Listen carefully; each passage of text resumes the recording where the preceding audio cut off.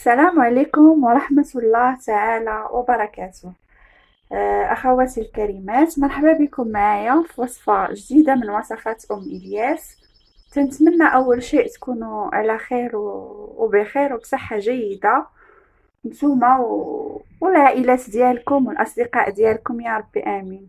ودائما تنطلبوا من الله سبحانه وتعالى يهز علينا هاد الوباء، يا ربي آمين.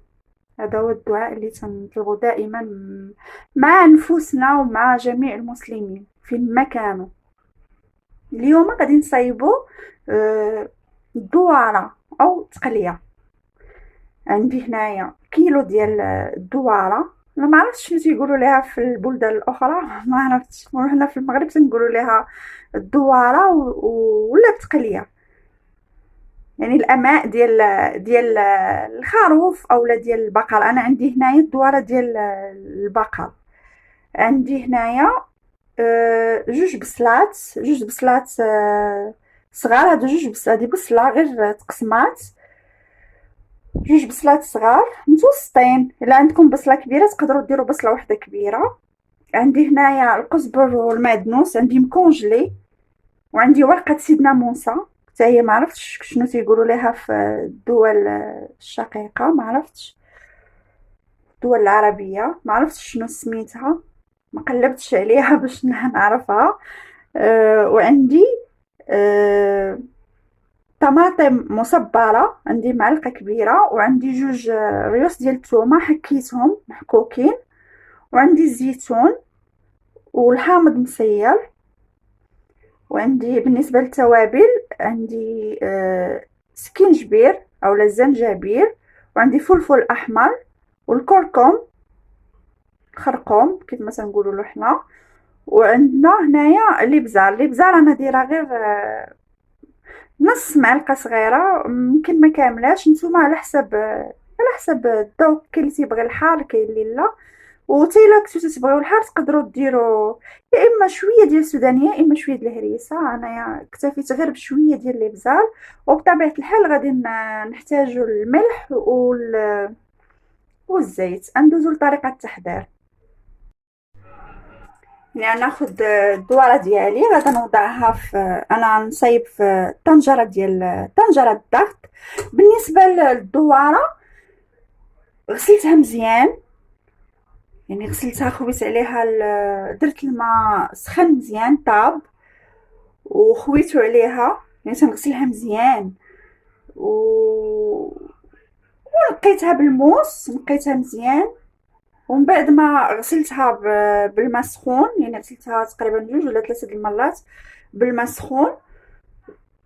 من بعد ما غسلتها درتها في اناء، ووضعت فوق منها الملحه وحكيتها مزيان بالملحه، خليتها واحد شويه. وعاودت داك المقلاج الثالث ديال الماء سخون، عاودت خويتو عليها هكاك وهي فيها الملحه صافي، وشللتها مزيان وخليتها تتقطر. يعني هذه الطريقه اللي تندير ليها انا في الغسيل. تنغسلها بالماء سخون بزاف، الماء سخون، وتندير ليها، تنغسلها 2 مرات بالماء سخون وتنقيها وتنقطعها. من بعد المقلاج الثالث تنديرو حتى تنحكها مزيان بالملحه. من تنحكها مزيان بالملحه تنخوي عليها هذاك المقلاج الثالث ديال المطايب، وتنحيدها وتنشللها وتنخليها حتى تتقطر مزيان. هذه هي الطريقه اللي تندير انا باش ما تتبقاش فيها الزفوريه ديال الدواره. راكم عارفين. تنوضعها في اناء. انا خديت كيلو ديال الدواره. دابا غادي نضيف ليه البصله نقطعوها.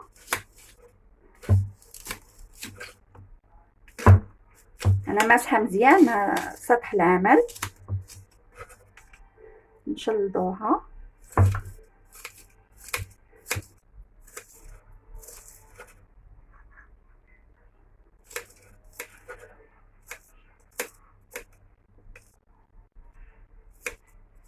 بالنسبه للطماطم انا درت طماطم مركزه، ولكن انا اللي مصايباها في الدار. انا سبق ووريتكم الطريقه، يعني دايره فيديو ديال الطريقه ديال الطماطم المركزه.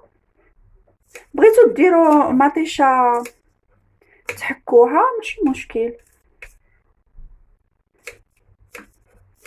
نشلضوا البصله ديالنا.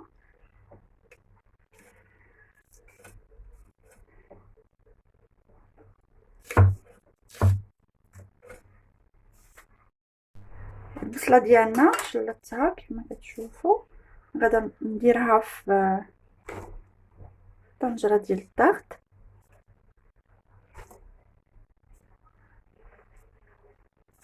كيف ما قلت لكم انا بالنسبه للطماطم مصيباها راسي، مصيباها بوحدي. تقدروا تحكوا مطيشه عادي، ديروا حبه ديال مطيشه وتحكوها وديروها ماشي مشكل. غادا نضيف كزبر ومعدنوس، انا عندي مكونجليها وغادا تطلق مع ورقه سيدنا موسى.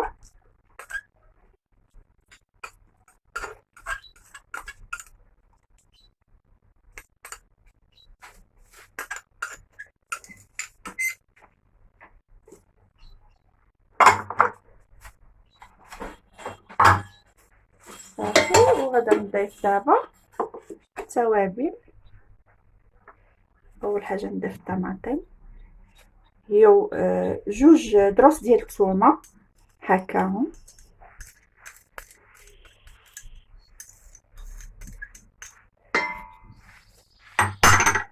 ودابا غادا ندير التوابل ديالي. عندي معلقه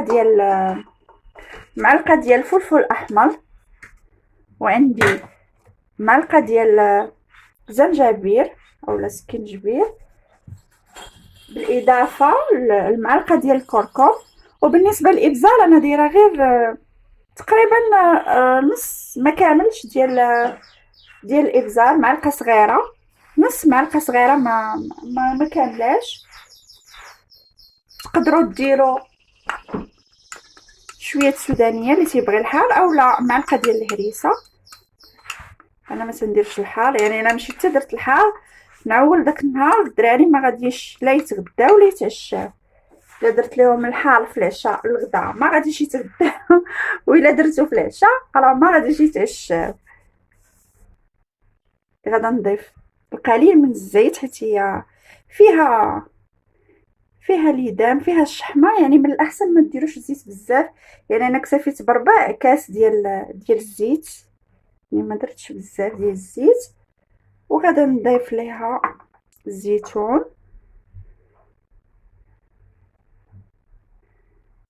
يعني كلشي تنديرو في مره، المكونات كاملين تنديرهم في دقه وحده يعني في مره. وغادا نضيف الحامض مصير، غادا نقطعو. تقدروا ديروا هكاك الطرف صاين، انا تيعجبني بهذه الطريقه. يعني نقطعو القطع صغار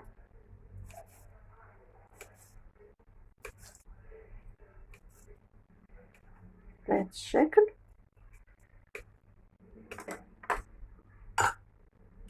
صافي، وغادا نضيفو الطنجره كما كتشوفوا.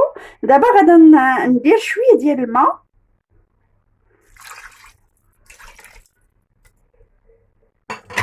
يعني درت القليل من الماء ما درتش بزاف ديال الماء. وغادا نشعل عليها البوطه وغادا نخليها تغلى مزيان. ومن بعد غادا نمرقها وغادا نسد عليها الطنجره ديال الضغط، وغادا نخليها طيب ونتلاقاو باش نوريكم الشكل النهائي ديالها.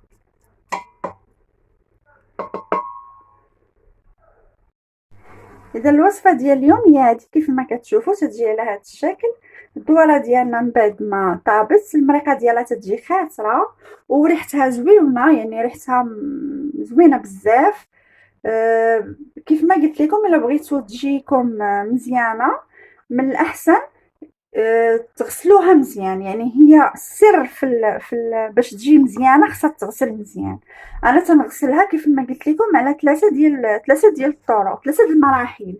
يعني في الاول تنخوي عليها الماء طايب وتنخليها واحد المده، من بعد تنحيدها وتنغسلها مزيان وتنقطعها لطريفات صغار، وتنعاود نخوي عليها المره الثانيه الماء طايب وتنخليها واحد المده، والمره الثالثه تنحكها مزيان بالملحه. يعني تنحكها مزيان بالملحه وتنخوي عليها الماء طايب وتنخليها عاوتاني واحد المده، من بعد تنشللها مزيان من هذيك الملحه. تنشللها بماء عادي من الماء من الروبيني، تنشللها مزيان صافي. نخليها تتقطر، تنحطها في شبيكه وتنخليها تتقطر مزيان صافي. نديرها في الطنجره ديالي وتنطيبها بالطريقه اللي وريتكم. يعني طريقه سهله وبسيطه، والدواره تتجي لذيذه.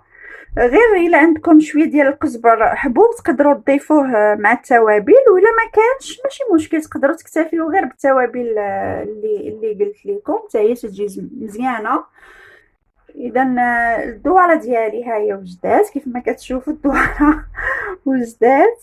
تتجي زوينه بزاف، تنتمنى تجربوها. انا متاكده غادا تعجبكم، متاكده. انا من الاكل المفضل عندي بزاف بزاف هي الدواره. داكشي علاش انا طيبتها اليوم وقلت علاش لا نبارطاجيها معكم. هذه دابا مده ديال 2 الاسابيع انا ما صورت حتى شي حاجه، ما صورت والو. يعني بهاد هاد الظروف اللي حنا راه نعيشوها مع هاد الوباء ديال كورونا. يعني الله يجعل ربي يحد الباس ويزيحو علينا يا ربي امين، وعلى على العالم كامل. تنتمنى الوصفه ديال اليوم تكون عجباتكم ونالت الاعجاب ديالكم، وما تنساوش تبارطاجيوها مع الاصدقاء ديالكم. ونتلاقاو ان شاء الله في ظروف زوينه وفي وصفه اخرى ان شاء الله من وصفات ام الياس.